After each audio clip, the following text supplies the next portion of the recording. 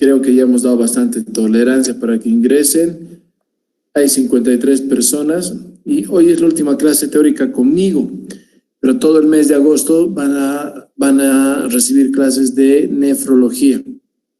Entonces, lo que vamos a hacer hoy es la clase de tratamiento sustitutivo de la función renal, pero en relación al trasplante renal. Bueno, con esto ya no, pongan en su grupo que por favor ya no ingresen. Vamos a empezar ahora. Contar 5, 1, 2, 3, 4, 5. Muy bien.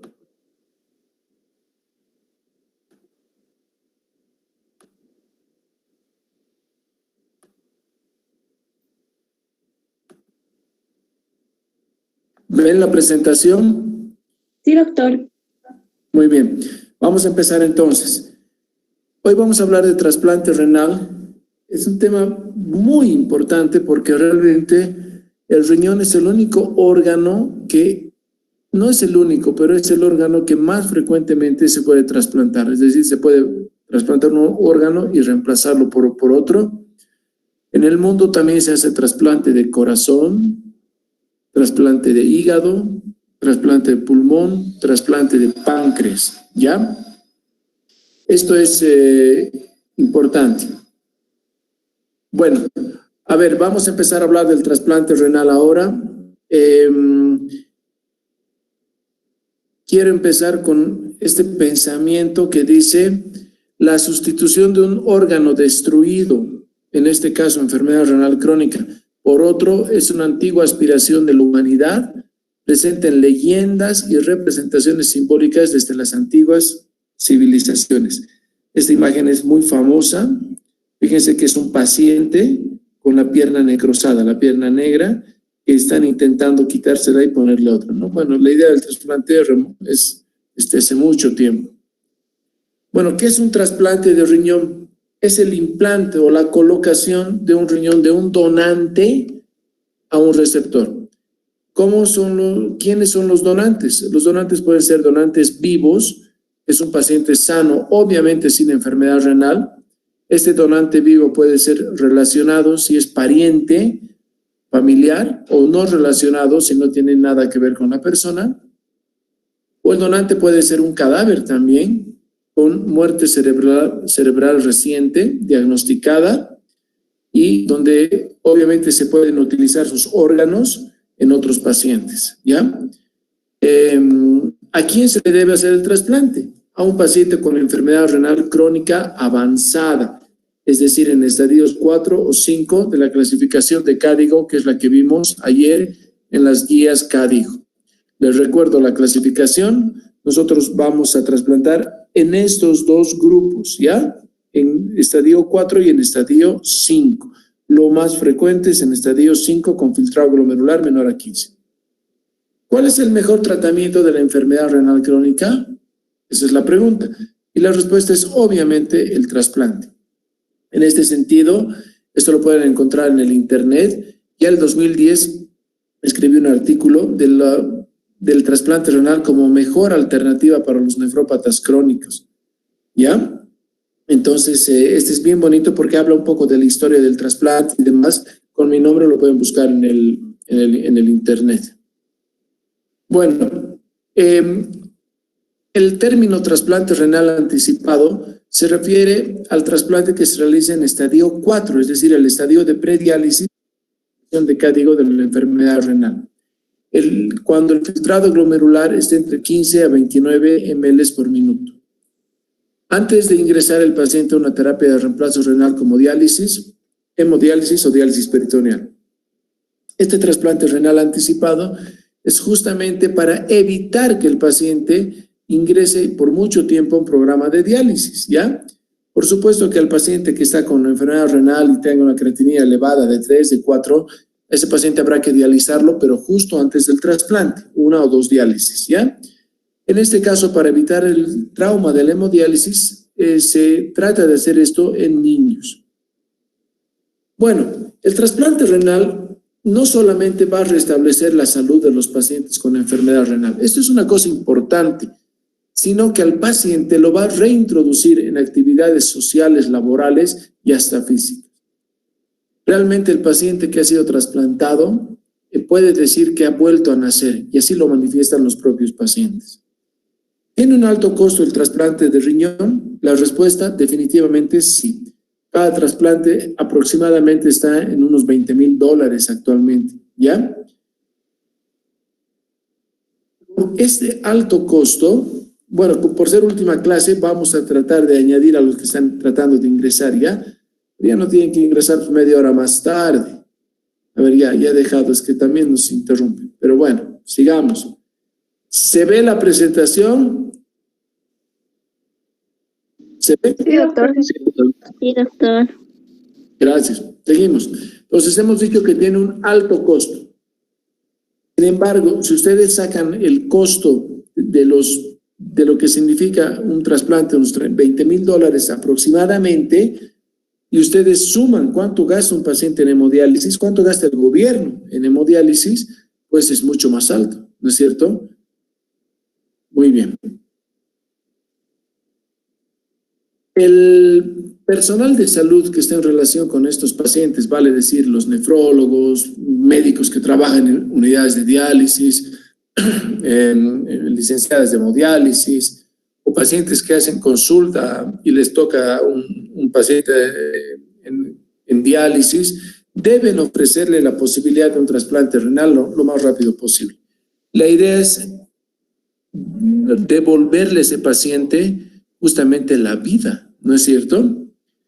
Según estadísticas del Programa Nacional de Salud Renal, el año 2008, fíjense que es importante esto, había 1,000 pacientes en hemodiálisis. Actualmente hay más de 3,000, yo me animaría a decir que ya estamos llegando a 4,000 pacientes en hemodiálisis o 5,000 en todo el territorio. El dato no lo tengo exactamente, pero sabemos que desde el 2008 se ha triplicado o cuadruplicado la cifra de pacientes en diálisis. Bueno, vamos a hablar de la inmunología del trasplante. Eso es bien importante. Se los he hecho de una manera muy sencilla para que me puedan entender. Vamos a empezar diciendo que el sistema inmunológico humano es el resultado de la supervivencia que ha tenido nuestra especie a través de todo este tiempo, ¿no es cierto? ¿Y cómo es esto? Existe en el brazo corto del cromosoma número 6, sabemos que tenemos pues bastantes pares de cromosomas. ¿Cuántos pares tenemos? A ver, ¿quién me puede decir? 23, doctor. Muy bien, 23 pares de cromosomas. El cromosoma número 6, todos los cromosomas tienen brazo corto y brazo largo. En el brazo corto del cromosoma 6 se encuentra el HLA. ¿Qué quiere decir Human Leukocyte Antigen? ¿Qué quiere decir esto? Que primero se encontró en los leucocitos, por eso le denominaron así, pero se encuentra en todas las células, ¿ya? A todo esto se le denomina complejo mayor de histocompatibilidad, que ya fue descubierto el año 1970. En este HLA, o complejo mayor de histocompatibilidad, se encuentran codificadas 6 locus. Locu quiere decir una posición en el cromosoma, ¿ya? Cada locu posee 2 alelos, es decir, un par de posiciones. Uno procede del papá, esto escúchame bien, y otro procede de la mamá. O sea, ustedes tienen mitad de su carga genética que viene del papá y mitad viene de su mamá. Así nomás es, ¿ya? Si no es así, algo pasó. Muy bien. Estos locus se identifican por letras A, B, C, que es el HLA1, y DR, DP y DQ, el HLA2. Y este es el ejemplo del HLA de un paciente. Eso quiero que me sigan, por favor, porque esto es como un carnet de identidad de un paciente. No todos los pacientes tienen el mismo HLA. Y por eso, cuando nosotros hablamos de compatibilidad en el trasplante, se refiere a que un paciente que va a donar a otro debería tener por lo menos el 50% de antígenos parecidos. Este es el brazo corto del cromosoma 6, si siguen el cursor. Acá tenemos, fíjense, el HLA1, que son las letras ABC, los demás son antígenos menores, y en el HLA2, el DP, DQ, DR, así se han denominado, esa es la semántica, ¿ya? Por eso aquí le pongo clase 1 y aquí clase 2. Muy bien, ahora se habla mucho de los que son de clase 3 también, ¿ya? La idea es que mientras más parecido sea el HLA, menos riesgo de rechazo va a haber. Por eso un trasplante en pacientes gemelos idénticos, pues es exitoso siempre, ¿no es cierto? Muy bien. Bueno, el HLA de tipo 1, que es ABC, se expresa en las membranas de todas las células y la función es presentar antígenos intracelulares, por ejemplo, los virus, a los linfocitos CD8, que son linfocitos T, CD8, que son citotóxicos. ¿Esto para qué? Para que el linfocito T vaya a atacar al agente extraño, ¿no es cierto? Y el HLA de tipo 2, DR, DP y DQ se expresa en monocitos, endotelios, linfocitos B y células dendríticas, cuya función es presentar antígenos extracelulares, por ejemplo, bacterias, a los linfocitos TSD4, que son colaboradores, ¿ya? Esta es parte de nuestra inmunidad. Por eso es que mientras más parecido sea, menos riesgo de rechazo. Pero como no todos los pacientes pueden tener antígenos diferentes, similares, y tienen más bien diferentes, hay que dar medicación inmunosupresora para evitar justamente esto que sería el desencadenamiento de un rechazo. Muy bien. Una vez presentados los antígenos, desencadenan respuesta inmunitaria inflamatoria. Eso es obvio. El tipo de moléculas similares entre DR, A y B, entre donante y receptor, es el que determina la posibilidad de aceptación del tejido, a lo que llamamos compatibilidad. Es decir, lo más importante es que compartan 1 o 2 DRs y mejor si comparten 1 o 2 A's y B's. En Bolivia, en este momento, todavía no se puede realizar el trasplante renal en estos grupos de pacientes. VIH, hepatitis B y C, quiero decirles que en Europa ya se está haciendo trasplante en estos tipos de pacientes, un paciente VIH positivo a un receptor VIH positivo, si se puede, y un paciente con hepatitis B o C a un receptor con hepatitis B o C. Esto ya se está haciendo en otros países, lo que pasa es que en Bolivia no tenemos la cantidad de donantes que quisiéramos, ¿ya? Por lo tanto, actualmente se considera todavía una contraindicación. No se debe trasplantar a un paciente con neoplasia maligna o arteriosclerosis generalizada, con psicosis no controlada o afectación severa no controlada de varios órganos. O sea que si el paciente tiene estas cosas, no podría trasplantarse. ¿Qué es lo que se debe hacer en un pretrasplante? Es decir, tú tienes tu paciente con enfermedad renal crónica y dice, doctor, vienen a tu consulta, doctor, mi hijo que tiene 26 años quiere donarme su riñón. Lo que el médico debe hacer, la mayoría de las veces es el nefrólogo, es decirle al hijo, ¿estás de acuerdo en donarle a tu papá? ¿Lo haces de forma voluntaria? Sí, doctor, lo amo a mi papá, porque el trasplante es un acto de amor, es un acto de caridad máxima. ¿A quién le vas a dar tu riñón si no es a alguien que amas, no es cierto? Y él dice que sí está de acuerdo, y el papá dice, yo no quería que mi hijo me done, no quiero que le pase nada. Entonces tú tienes que explicar los riesgos al donante y tienes que explicar qué puede pasar al receptor, ¿no es cierto? Generalmente es una cirugía bien llevada, pero hay que saber, hay cirujanos de trasplante, en otros países los urólogos y cirujanos generales hacen el trasplante, pero bueno, hay que explicar. Entonces, ¿qué es lo que nosotros vamos a, una vez que acepte donante y receptor, lo que vamos a hacer es hacer un protocolo de receptor. Y en este protocolo se piden todos estos análisis que ustedes están viendo en su pantalla. Obviamente tenemos que saber si el paciente que va a recibir tiene hepatitis B, tiene hepatitis C, tiene HIV, tiene virus del Epstein-Barr, citomegalovirus, si tiene virus herpes, si tiene otras serologías como toxoplasma, Chagas, RPR, etc.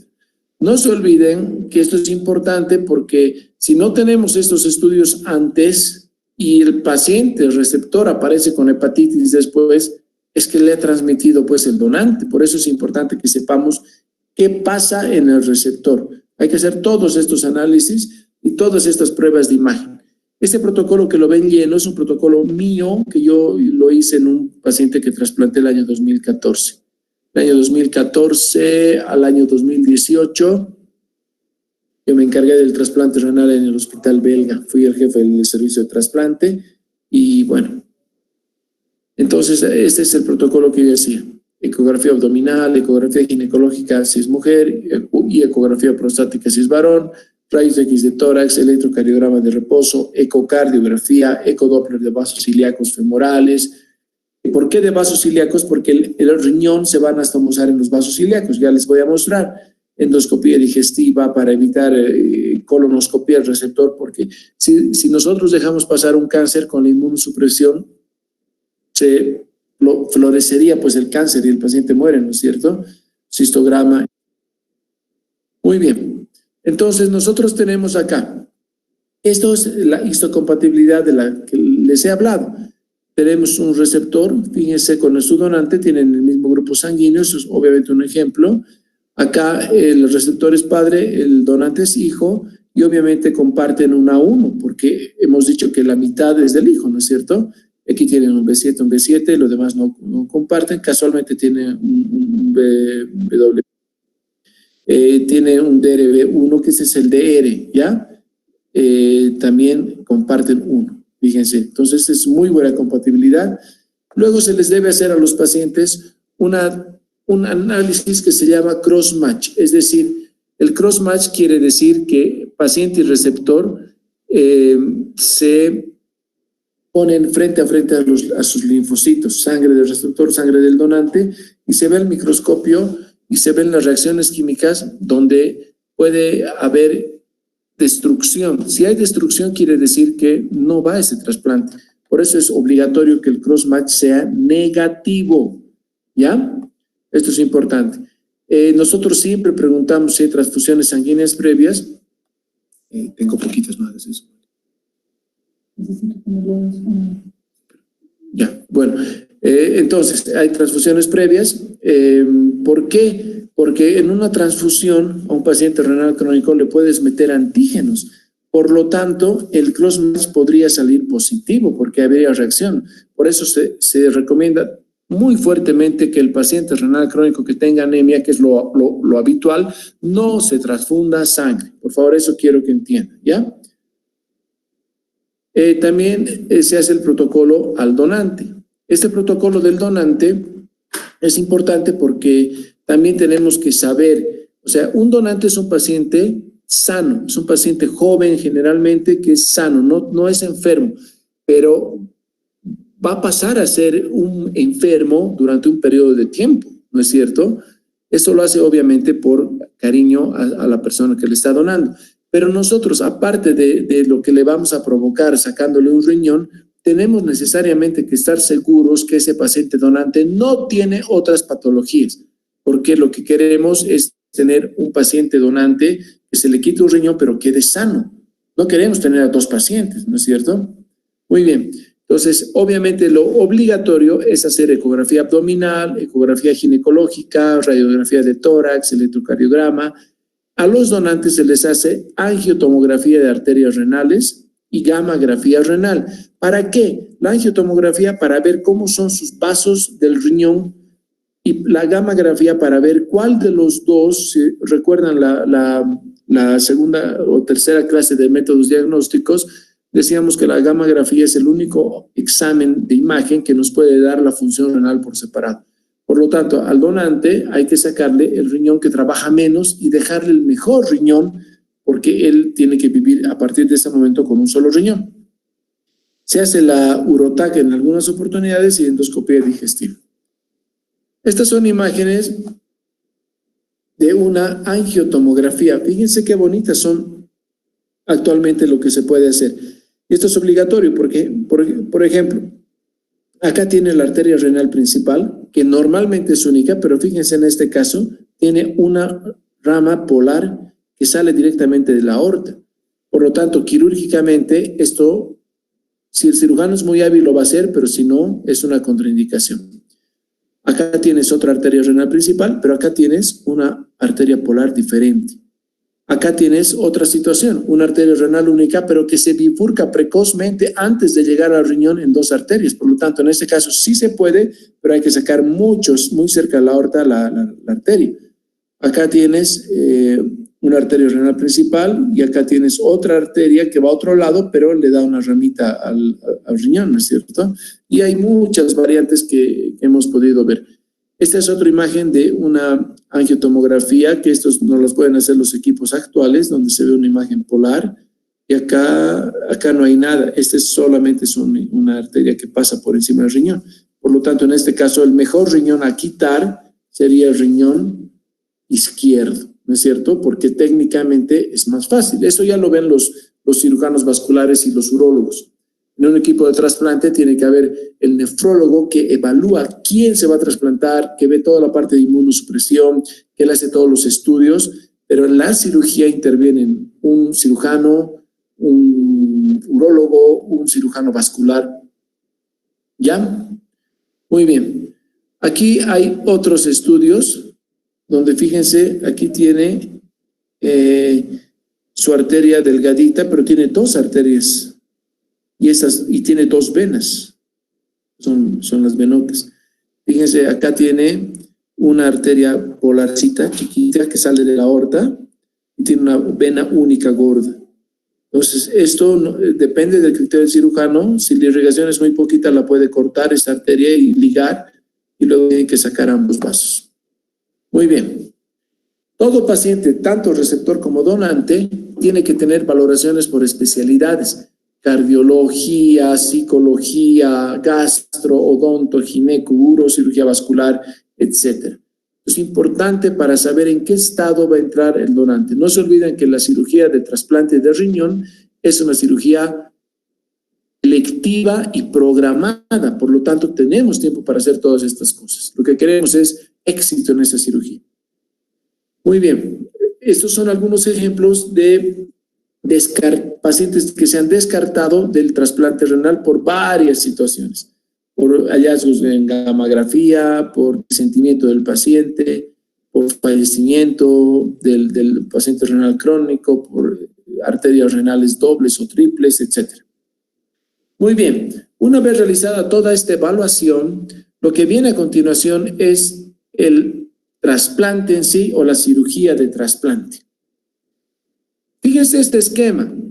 El riñón no es como ustedes piensan, y yo cuando era estudiante pensaba lo mismo, que era sacar un riñón y ponerlo en el mismo lugar. No es así. El injerto, o sea, el riñón del donante, se va a colocar en fosa ilíaca derecha o izquierda, y los vasos renales se van a anastomosar a los vasos ilíacos. Fíjense qué interesante. Y el ureter va directamente a la vejiga.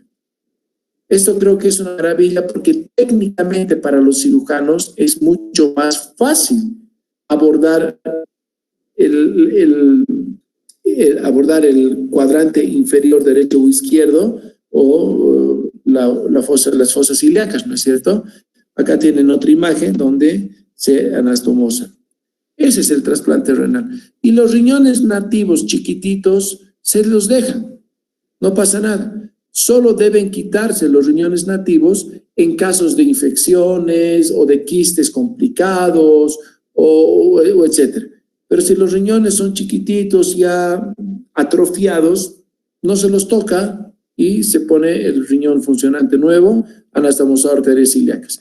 La cirugía es importante porque no se olviden que las arterias ilíacas son las principales que van a llevar sangre a una extremidad inferior, derecha o izquierda.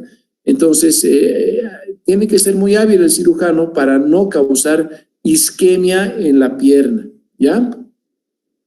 Muy bien, este es un riñón que se ha sacado de un donante.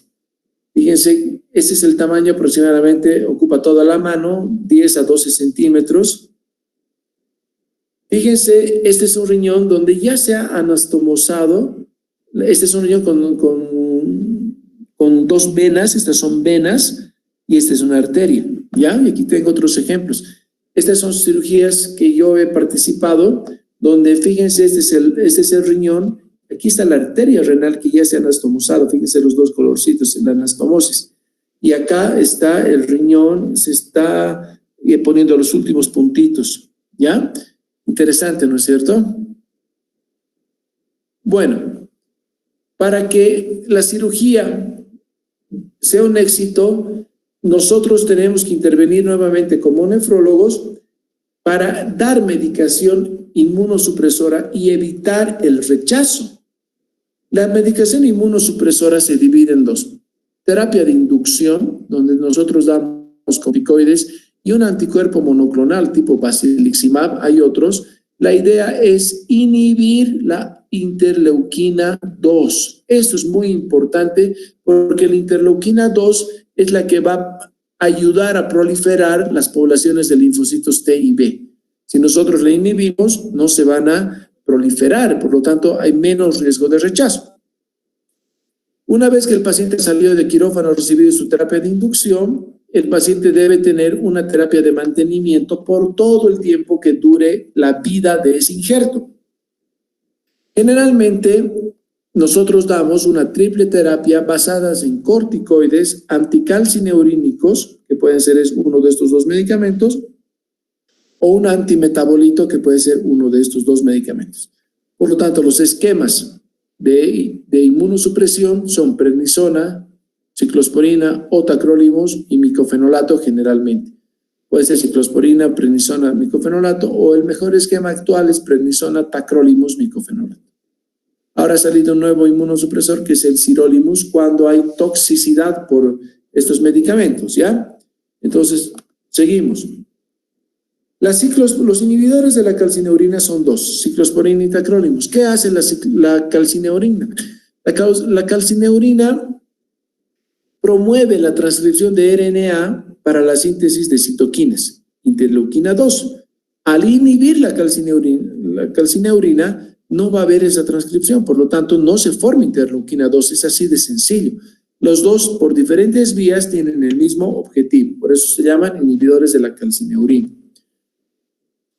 El problema de los inhibidores de la calcineurina es que se empezaron a utilizar en la década de los 80. En la década de los 80 solo se utilizaba prednisona y azatioprina, no había más. Y era importante esto porque los pacientes que se trasplantaban o hacían un rechazo rápido o nunca hacían un rechazo, ¿me entienden? Desde que ingresan los inhibidores de la calcineurina, la disminución de rechazos agudos es muy importante, es decir, prácticamente ya no hay rechazo agudo. Siempre hay, pero ha disminuido el porcentaje mucho. El problema es que son nefrotóxicos. Por lo tanto, se evita el rechazo, pero la vida media del injerto, que en lugar de ser 15, 20 años, disminuye a 7, 8, a veces 5. Eso también es importante. Son nefrotóxicos. Por lo tanto ciclosporina como tacrolimus deben hacerse en niveles plasmáticos para saber si la dosis que le estás dando al paciente es buena o no es buena. ¿Ya? Obviamente tienen otros efectos secundarios también, como hepatotoxicidad, alteraciones dermatológicas o linfomas en el futuro.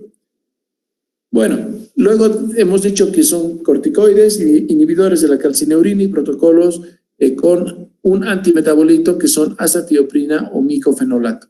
La idea de uno de los dos es que inhiban la síntesis de purinas. Ya saben que la síntesis de purinas va a provocar desdoblamiento del ADN y va a hacer que las células T se proliferen.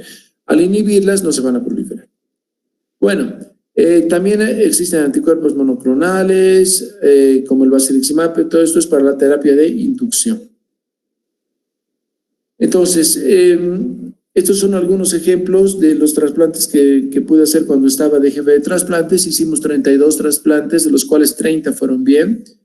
¿Ya? Fíjense que metilprednisolona se les dio a basiliximab y metilprednisolona a la mayoría de los pacientes, pero a algunos pocos pacientes, un 10%, es decir, a 3 pacientes, no se les dio basiliximab, solo metilprednisolona, porque tenían muy buena compatibilidad. Muy bien, entonces tenemos acá prednisona, micofenolato, ciclosporina o tacrolimus, que se les ha dado esa triple terapia a la mayoría de los pacientes, más con tacrolimus. ¿Ahí ven? Bueno, un trasplante ideal es aquel trasplante que va funcionando y al día siguiente la creatinina de ingreso, que puede ser 5 o 6, ha bajado al 50%, 3, y en una semana el paciente está con 1 de creatinina y orinando bien, en buen estado. Sin embargo, en muchos pacientes puede haber retraso en la función del injerto y eso puede manifestarse como oliguria o anuria. Esto es grave porque ese paciente en una semana va a tener necesidad de diálisis y esto es muy dramático para el paciente que pierde el riñón porque es la esperanza que él tiene que funcione, pero estas situaciones se dan, ¿ya? Entonces, acuérdense de lo que es la injuria renal aguda y acuérdense que habíamos dividido en prerrenales, renales y postrenales, ¿ya? Entonces, las causas prerrenales, como en cualquier riñón, pueden ser depresión de volumen, hipotensión, o puede haberse ocluido la arteria por una estenosis o trombosis inducida por la anastomosis. También puede haber causas renales. Lo primero, pensar en un rechazo. Por eso, a veces tenemos que hacer biopsia del injerto.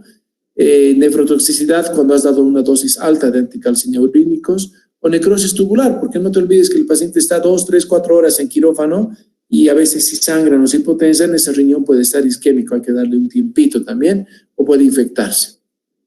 Y las causas postrenales es que hay obstrucción del uréter, se forma un urinoma, es decir, haya una dehiscencia de la sutura del uréter a la vejiga y la orina salga hacia el abdomen y no a la vejiga, o haya un linfocele o un hematoma, ¿no? Todo esto puede pasar. Entonces, lo que más nos preocupa es el rechazo o la necrosis tubular aguda. Obviamente, necrosis tubular, hemos dicho que un riñón puede recuperar en 4 semanas. ¿Y cuáles son las causas? Las causas relativas al donante, edad mayor de 55, tiempo de isquemia fría o caliente prolongado. La isquemia fría se refiere desde el momento en que se saca el riñón, se le inyecta una sustancia fría porque tiene que ponerse turgente el riñón hasta que se anastomosa en el receptor. Eso se llama isquemia fría. Y la isquemia caliente es desde que se clampa en el donante la arteria y vena hasta que es extraído el riñón, ¿ya? Es muy importante esto. Nosotros entrábamos al quirófano como nefrólogos, nos pasaban el injerto y le infundíamos a la arteria renal junto con el cirujano vascular, arreglando el uréter, quitándole la grasita excedente, etcétera, la solución que se llama solución de Collins generalmente, ¿ya? Pero también puede haber factores relativos a la cirugía, anastomosis vascular, es buena, anastomosis rápida, y está horas, así, por eso tienen que capacitarse bien. Claro, 4 quirófano y no va a funcionar ese riñón. Si hay hemorragias, si hay factores relativos al receptor, trasplantes pre-éxito o son pacientes hiperinmunizados por trasplantes previos, o se le ha hecho una hemodiálisis muy severa un día antes de la cirugía, o si ha habido hipotensión, etc. Bueno, entonces aquí les traigo esto, rápidamente lo vamos a ver. Un trasplante renal tiene diuresis inicial y la función renal es inmediata. Inclusive, fíjense que cuando nos ha tocado ver estas cirugías, una vez que el cirujano desclampa la arteria ya anastomosada y el riñón se vuelve turgente y caliente, a los 2 segundos empieza a salir la primera gotita de orina del uréter. Así de impresionante es esto, ya así de bonito es. Ese momento, pucha, es una alegría porque sabes que ese paciente va a salir de diálisis. Ese sería el mejor objetivo y el mejor escenario. Pero si el paciente no orina y tiene anuria o liguria, hay que reponerle líquidos. Si los líquidos están bien, hay que ver si la sonda no está tapada. Hay que hacer una ecografía Doppler. Si la ecografía Doppler es normal, posiblemente sea una necrosis tubular. Pero si en la ecografía encontramos dilataciones o colecciones perirrenales, hay que volver a meter al quirófano al paciente. Si el paciente tiene una gammagrafía, la gammagrafía al contraste nuclear no es nefrotóxico, por eso se prefiere hacer gammagrafía. Si no captan isótopos o hay trombosis, se sospecha de trombosis arterial venosa, hay que quitar lamentablemente ese riñón. Eso me tocó en una oportunidad. Ya les voy a mostrar una foto. Bueno, estos son los mismos factores de riesgo que les he mostrado hace un momentito. Estas son algunos ejemplos de ecografías. Fíjense, este es un injerto normal. Acá también, pero aquí ya se ve un uréter muy gordo. Acá hay hidronefrosis, fíjense. Acá hay una colección, este es el riñón, pero acá hay una colección grande. Esto es un linfocele. Y aquí hay un cálculo que se ha producido en un riñón, fíjense, posiblemente no se vio antes. Este es el ecodoppler del trasplante renal, donde un ecodoppler bonito debe ser así. Los flujos deben llegar hasta la periferia. Esto es muy interesante. Si el ecodoppler es normal, quiere decir que ese paciente va a recuperar esa función renal. Muy bien. El rechazo agudo en el trasplante renal se da lamentablemente, y el rechazo agudo puede ser mediado por células, que es un rechazo que es de fácil tratamiento, con pulsos de esteroides, pero si es un rechazo humoral, va a ser mediado por anticuerpos, y ahí hay que hacer un tratamiento muy agresivo que incluye hacer plasmaféresis, inmunoglobulina, hay que dar a veces rituximab y otros medicamentos, ¿ya? Fíjense que este es un paciente que nos tocó lamentablemente, hizo un rechazo agudo, son mis manos, ¿ya? Y aquí recibí el riñón, lo tuve que cortar y se vio que todo estaba necrosado aquí adentro. Ya, fíjense, turgente, se hinchó el riñón, una pena. Esto obviamente no debería pasar, sin embargo, siempre pasa, ¿no? Mientras más haces, más complicaciones tienes en medicina. Muy bien. El tiempo de estancia hospitalaria más o menos es de 1 semana a 10 días en UTI y más o menos otra semana, 10 días fuera de UTI, ¿ya? Estas son las complicaciones que pueden ser médicas o quirúrgicas. Las complicaciones médicas son infecciones, rechazo, por supuesto, humoral o celular. Las complicaciones quirúrgicas, linfoceles, fístulas urinarias, hemorragias. Muy bien. Fíjense que de los tantos pacientes que me tocó hacerles la evaluación para trasplantar y participé en sus trasplantes, fíjense que las creatininas de ingreso eran estas y se fueron dados de alta con estas creatininas, súper normales. Fíjense qué bonito. Todos estos son pacientes felices, ¿no es cierto? Bueno, ¿qué se hace después del trasplante? El paciente ya se le evaluó bien, se trasplantó, no presentó complicaciones, pero el paciente va a ser trasplantado pues por muchos años, ¿no es cierto?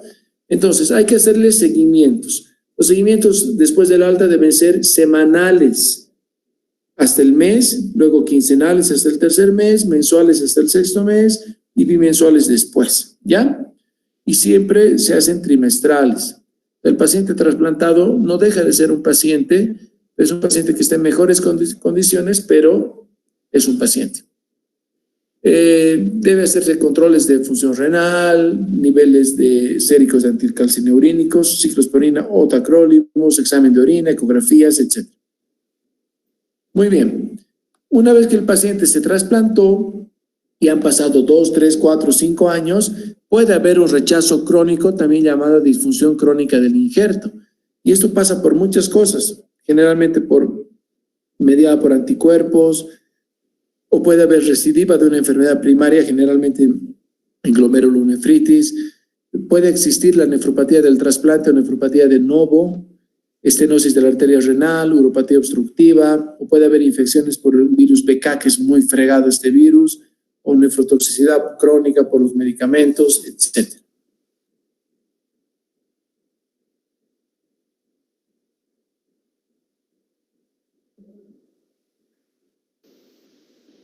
Vamos a ver, no sé, no estaba cambiando. ¿Siguen viendo la presentación? Sí, doctor. Sí, doctor. Seguimos, pero no está cambiando, no sé qué pasa.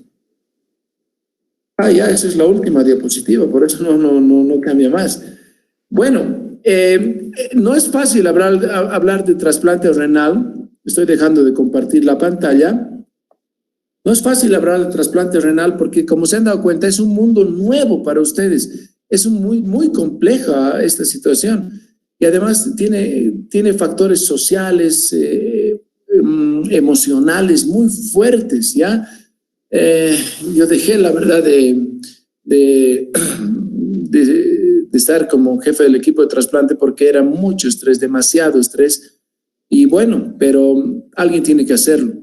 Y hasta ahora pues sigo viendo estos 30 pacientes. Algunos son de Sucre, otros son de Tarija, algunos de Oruro, algunos creo que son 2 del Beni y los demás de Cochabamba. Entonces los veo y hacemos todo el seguimiento. Pero como han visto, en Bolivia sí se hace trasplante renal, es una cirugía que existe y teniendo todos los cuidados, un paciente renal crónico en diálisis puede salir y, como ellos dicen, volver a la vida. Así de interesante, cuando el trasplante va bien, realmente es una alegría muy grande porque es una satisfacción para el médico, para el equipo del trasplante, para el paciente, para la familia. Y tú ves a los pacientes que hace 2 meses estaban en diálisis muy mal, recuperar su vida. He visto chicas jóvenes que se han podido casar y embarazar. He visto gente que ha vuelto a sus fuentes de trabajo. Muy, muy interesante es esto del trasplante, pero como todo en medicina, pues tiene sus complicaciones y esas complicaciones hay que asumirlas mucho también. Bueno. ¿Preguntas? ¿Alguna otra cosa que quieran saber? ¿Alguna duda que les haya quedado? Aprovechen de preguntar porque realmente esta clase no creo que la vuelvan a tener, salvo que repitan el 4º año, ¿no? Espero que no pase eso. Bueno, algunas preguntas, aclaraciones, comentarios, lo que quieran. Estoy aquí para responder. Doctor, una consulta. Dígame. Punto de rechazo del trasplante renal. ¿Cuál sería el procedimiento que debemos realizar en caso de que hubiera un rechazo agudo? Primero hay que diagnosticar el rechazo agudo. Primero hay que sospecharlo. En medicina siempre tienes que tener conocimientos primero de qué es lo que puede pasar. Segundo, si has pensado que puede haber un rechazo, lo primero es buscar si hay anticuerpos frente al donante, eso se puede hacer, o hay que hacer una ecografía Doppler para ver si no hay datos en la ecografía que te sugieren un rechazo, y también hay que hacer una biopsia de riñón. En la biopsia del injerto del trasplante nos va a decir el patólogo si hay o no hay rechazo. Una vez que nos confirme que hay rechazo, hay que ver si el rechazo es celular, solo los pulsos de metilprednisolona, o si es humoral. Si es humoral es grave la cosa, muy pocos salen, pero sí pueden salir. Entonces hay que quitar. ¿Qué es lo que hay que hacer? Humoral es mediado por anticuerpos. Hay que quitar los anticuerpos de ese paciente mediante plasmaféresis, que es una técnica. Luego hay que evitar que se formen nuevos anticuerpos poniendo inmunoglobulina, y luego hay que aumentar la inmunosupresión, y para eso tienes que dar rituximab, puedes dar otras cosas, ¿ya? Entonces, eso es lo que habría que hacer. Obviamente, pelear ante un rechazo es muy difícil. Se tiene tratamiento, pero es mejor tratar de evitar el rechazo con buenos estudios pretrasplante. ¿Algo más? Está bien, gracias. Doctor, una pregunta. El tratamiento de inmunosupresión, una vez que el paciente ha sido trasplantado, ¿cuánto tiempo este tratamiento se debe dar o es de por vida? Ya, es una buena pregunta y para eso te voy a contar el caso de una chiquita joven. Una chiquita joven, habrá tenido 17 años, entró a diálisis porque nunca le diagnosticaron su glomerulonefritis de base. Me tocó dializarla a mí, la dialicé y le hablé del trasplante y su mamá quiso donarla. Logramos trasplantarla, se trasplantó y la chiquita fue muy bien. Orinó rápido, no tuvo rechazo, no tuvo complicaciones y en 15 días estaba en su casa. Como estaba tanto en los hospitales, empezó a estudiar enfermería. Además era jovencita, se puso muy guapa, muy bonita, porque ya todo mejora, pues. Y la vi 1 año muy bien, 2 años muy bien, excelente. Ella tenía 19 años y de pronto, pucha, no sé qué decir, si el amor o el terror apareció en su vida porque se encontró un chango, un chico, que es lo habitual, ¿no? Y este chico le dijo, no, tú no pareces enferma, ya no tomes, y la convence para que deje sus medicamentos. Imagínate esa mierda. Y perdón por la expresión, pero así me sentí. Y ella cuando le tocaba su control, me acuerdo que era enero del año 2010, si no me equivoco, y cuando entra al consultorio yo la veo dematizada y pálida. ¿Qué has hecho?, le dije. Doctor, te pone a llorar. He dejado mis tabletas, pero ¿qué te pasa? Que no sé qué. Ese rato le volví a dar sus medicamentos, empezó a tomar, le hicimos una biopsia, pero era tarde. Tuvo que volver a diálisis y en esa época no había trasplante renal gratuito en Bolivia. Pues esta chiquita no soportó económicamente la diálisis y se murió a los 3 meses. Fíjate esa historia. Entonces, por supuesto que la inmunosupresión es de por vida. El día que deje de tomar el paciente la inmunosupresión, rechazo. Gracias, doctor. ¿Algo más? Yo les pregunto, a ver, al que quiera, ¿cuál es el mejor tratamiento para la enfermedad renal crónica? El trasplante renal, doctor. Excelente, eso tienen que meterse en su cabeza siempre, por favor. Cuando un paciente está en estadio 5 de la enfermedad renal crónica, por supuesto que le tienes que salvar su vida y mantenerlo con vida con diálisis, pero lo obligatorio es hablarle de trasplante y que se logre trasplantar rápido. Creo que un año en diálisis ya deberían estar trasplantados los pacientes. El problema está que muchos no tienen donantes, ¿no es cierto? Hay una escasez de donantes terrible en nuestro medio. A ver, les cuento los donantes cadavéricos que hemos tenido. Yo tuve la oportunidad de intervenir en estos trasplantes. El año 2007 se trasplantó una paciente mía. Yo estaba recién llegadito a Bolivia. Bueno, la trasplantaron, yo no intervení, pero fue de cadáver. Se hicieron 2. El 2009 se hicieron otros 2. El 2014, 2. Creo que el 2015 se hicieron 6 porque hubieron 3 operativos de trasplante renal. Si hay un donante cadáver, tiene 2 riñones, ¿no es cierto? Son 2 pacientes que se benefician. Creo que el 2017, 2. Y creo que desde el 2018, 19 no ha habido ni uno. Y obviamente este año con la pandemia no ha habido ni un operativo de trasplante de cadáver. Entonces, eso es importante. No hay pues donantes.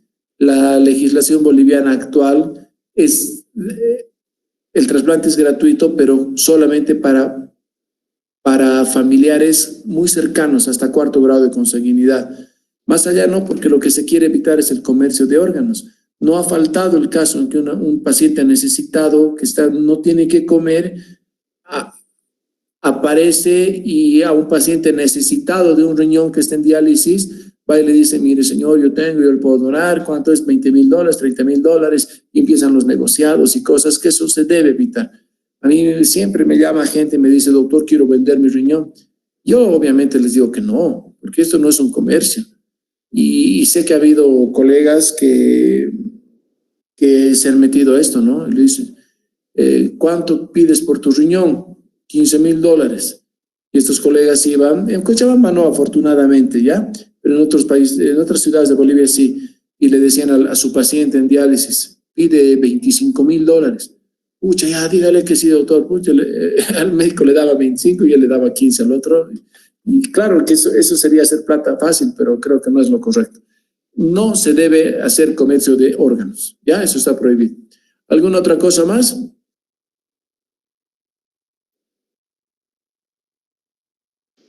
Bueno, creo que no.